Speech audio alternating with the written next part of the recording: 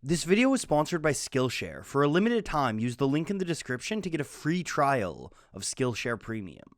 On May 26, 2020, thousands of people across America took to the streets to begin a historic protest against systemic racism and police brutality. 8 days later, Run the Jewels released their 4th studio album. Though it had been in the works for nearly 2 years, RTJ4 sounded like the whole thing could have been written in the week between George Floyd's death and the album's release. It was an album seething with rage at an unjust system and peppered with some of the strongest, most radical bars of the duo's entire career. But that's not all it was.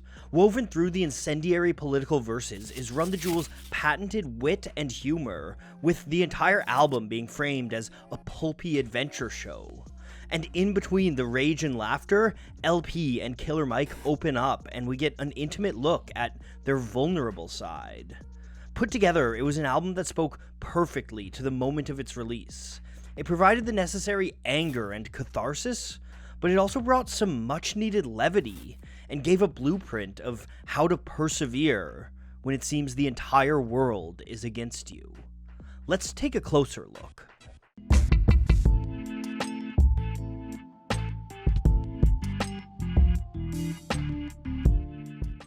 In a lot of ways, Run the Jewels are a throwback to some of the greatest hip-hop acts of all time, like Mobb Deep, EPMD, and Public Enemy.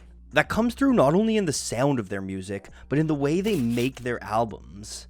At a tight 39 minutes, RTJ4 is a true album in the traditional sense of the word. And that means the track listing is meticulously sequenced by LP. You can see this with the concept that bookends the album, Yankee and the Brave. This was one of the first ideas LP had for the album. It's an homage to the 80s shows that Mike and L grew up on, like Knight Rider, The A-Team, and the Dukes of Hazzard. This week on Yankee and the Brave. Back at it like a crack addict, Mr. Black Magic. From the opening sting and Killer Mike's raucous first couplet, Run the Jewels make it clear that they're here to be loud and fun, and that they aren't taking themselves too seriously. But even as they're joking, Yankee and the Brave gives a framework for LP and Killer Mike to explore their friendship. Run the Jewels frame the song as a dramatic shootout against the police. With the odds against him, Killer Mike is considering committing suicide rather than letting the cops finish him. I got 1 round left, 100 cops outside. I can shoot at them or put one between my eyes. Then LP calls to Mike and opens up about what their friendship means, following it with a playful jab. I'd rather have and not need you than watch your rotten demise. And you still owe me, but I'm nice. You do not get to just die. The world of Yankee and the Brave is unexaggerated fiction, but it speaks to the way that LP and Killer Mike truly feel, living in a society that routinely persecutes based on race and class. As if to drive this point home, Killer Mike ends the song on a pertinent line about police brutality. So crooked copper got the dropper, I put lead in his eye. Plus we heard he murdered a black child, so none of us cried. To some, it might seem incongruous to speak about politics through a tongue-in-cheek 80s action show, but that's exactly what Run the Jewels excel at. The album is full of incredible comedic one-liners, often in the same breath as hard-hitting rhymes calling truth to power. In an appearance on Talib Kweli's People's Party podcast, LP explained why they do this. For us, it's like we're saying, listen, there is no conflict of being completely stupid and also being politically aware. Right. There's no inherent conflict for that. We can have fun and say the wrong thing as well as say something that is important to us and that means something. Mm-hmm. And in fact, we think that that makes for a more dynamic type of artist than just... If you spend all of your time focused on the evils in the world, you're gonna burn out. Comedy helps you find joy even in the darkest moments. Speaking on Rick Rubin's Broken Record podcast, Killer Mike said, "Joy is the greatest antidote for pain.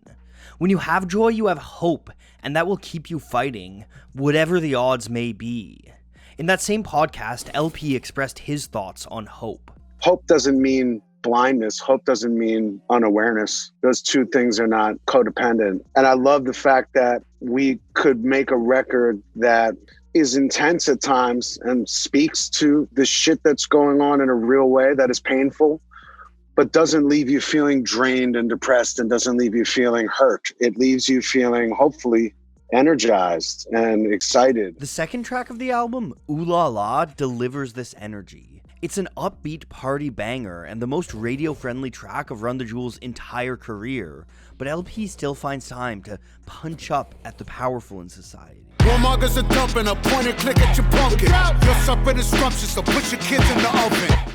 Most of Run the Jewels' vitriol throughout the album is directed at the rich and powerful, but they also don't hold back when it comes to criticizing those that would seem to be allies. In Goonies vs. E.T., Killer Mike calls out the hypocrisy of performative wokeness. Used to be a time I see it and I say it. Now I understand that woke folk is playing. That whole song is an exploration of Run the Jewels' strange reality.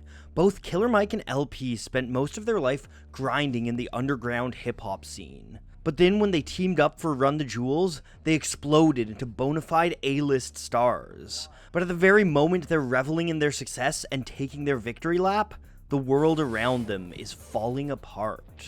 This sad state of affairs is a theme throughout RTJ4, but it's most evident in the midway point, Walking in the Snow.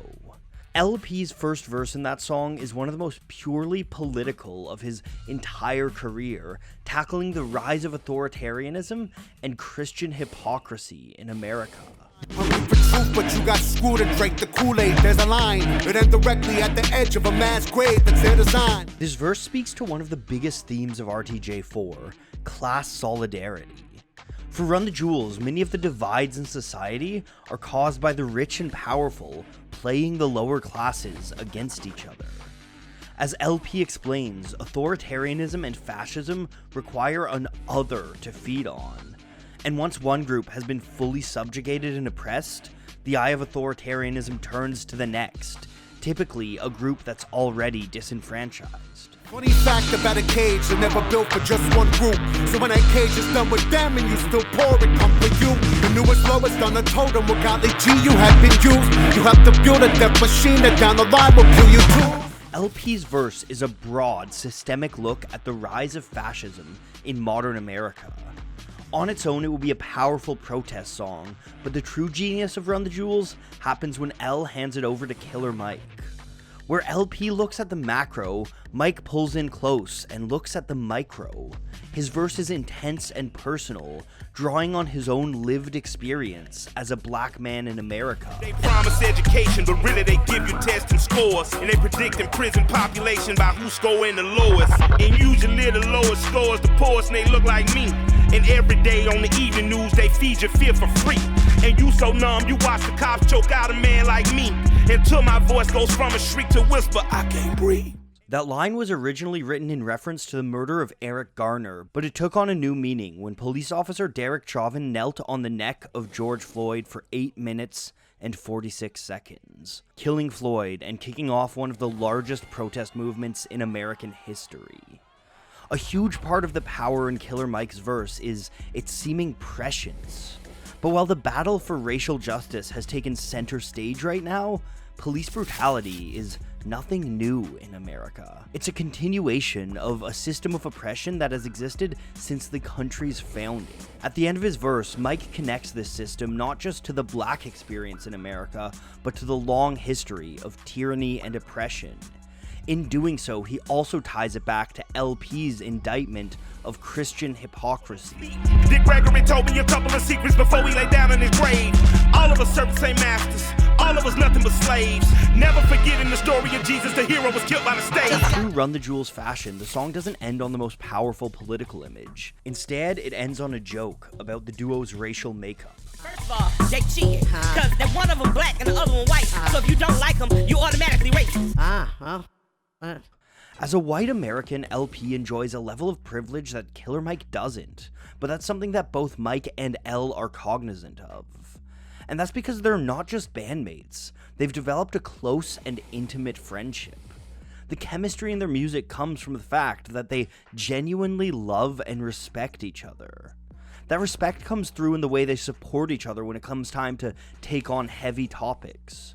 When Killer Mike speaks on racial injustice, LP takes the back seat.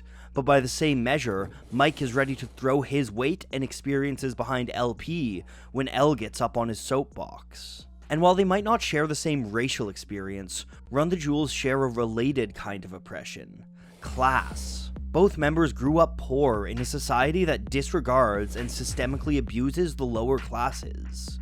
The next song on the album, Just, is an exploration of these class dynamics. Cause you took yourself from squalor, mastered academics, cause your grace said you was. American society is one defined and shaped by the endless drive for capital. Pharrell's chorus explores the way that any perceptions of success in American society are necessarily framed within the context of money.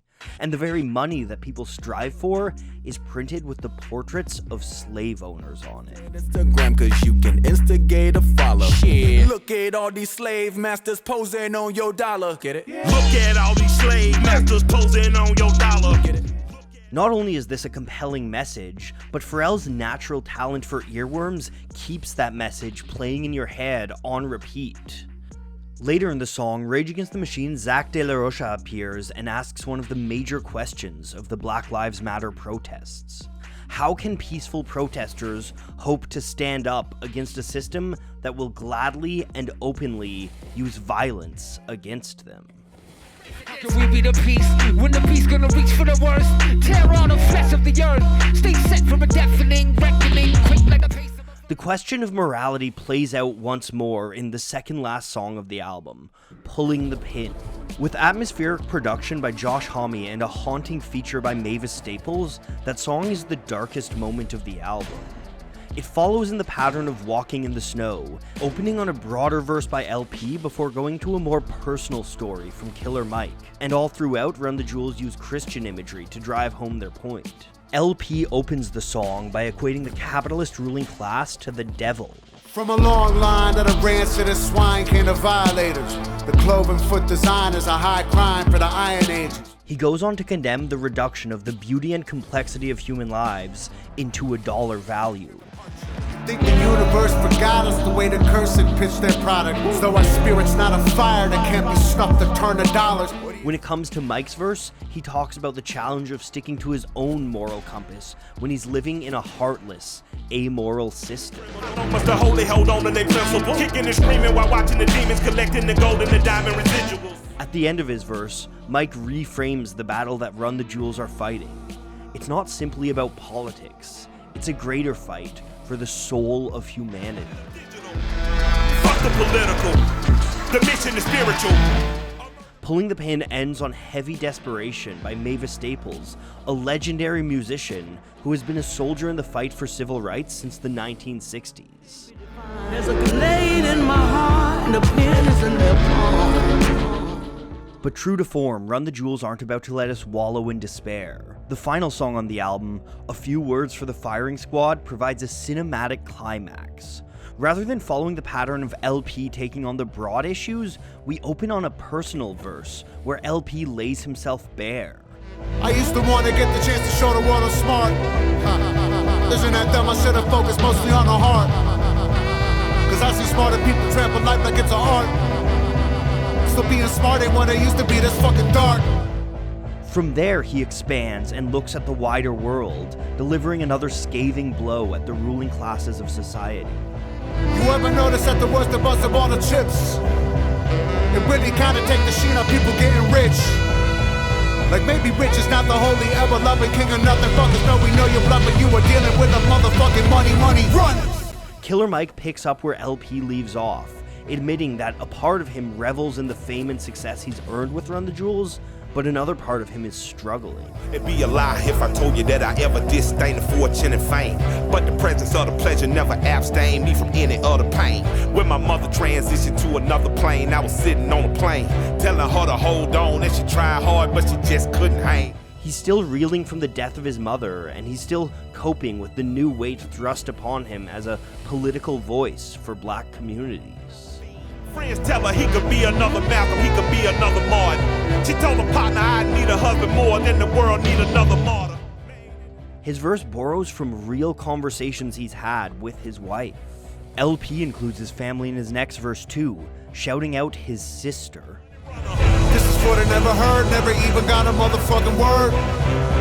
This is for my sister Sarah, honey, I'm so sorry you were hurt. A Few Words for the Firing Squad is Mike and Elle clinging desperately to sanity in a world that is heartless and cruel. and a world that probably wants them dead. But they're not about to go down easy. Killer Mike's last verse is filled with hope and defiance. It's an ode to all those who have stood up in the face of oppression, and all those who have felt the wrath of tyranny. This is for the do-gooders that the no-gooders use and then abuse. For the truth-tellers tied to the whipping post left deep battle bruised. For the ones whose body hung from a tree like a piece of strange fruit. Go hard, last word to the fire squad was fuck you too. The emotion that's built throughout the song explodes into a saxophone solo by Cochemia Gastelum of the Dap Kings.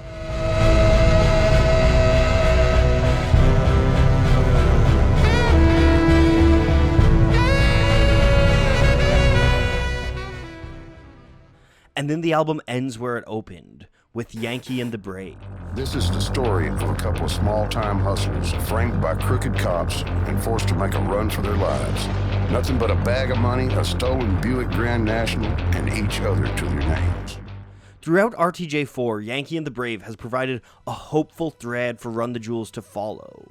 This lets Run the Jewels have fun and leave the audience smiling, but the crooked cops and the bag of money also represent the two great forces that Run the Jewels are trying to take on throughout the album: systemic racism and neoliberal capitalism. From the first moments of the album to its epic conclusion, Run the Jewels have stayed true to their principles and true to each other.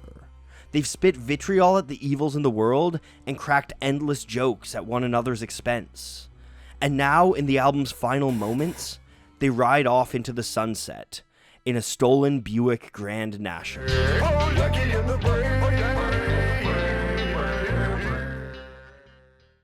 Ever since I started Polyphonic, I've been on an ongoing quest to improve my motion graphics. Not only does it make my videos better, but it's also just a rewarding pursuit for me. And one of my great allies in this quest has been Skillshare. In this very video, I used several techniques that I learned from Skillshare. I improved my animating all throughout thanks to Jake Bartlett's Animating with Ease in After Effects. And this little character here would not have been possible without Fraser Davidson's Simple Character Animation class. That class taught me how to make a walk cycle using the Duick plugin. If motion graphics don't interest you, well, personally, I don't understand why not. But Skillshare still has thousands of other courses to choose from. Whether it's business, music, photography, or just generally improving your productivity in your life, I'm sure you'll be able to find something that piques your interest. And best of all, you can try out Skillshare at no cost to yourself. For a limited time, if you use the link in my description, you'll get a free trial of Skillshare Premium. And after that, an annual subscription is less than $10 a month. So whether you want to hone your existing skills or learn new ones, Skillshare is the best place to go. More than just that, following the link in the description will show Skillshare that I sent you, and that does a ton to help my channel, and it allows me to keep experimenting with more ambitious motion graphics. So check it out, and thank you all so much for watching.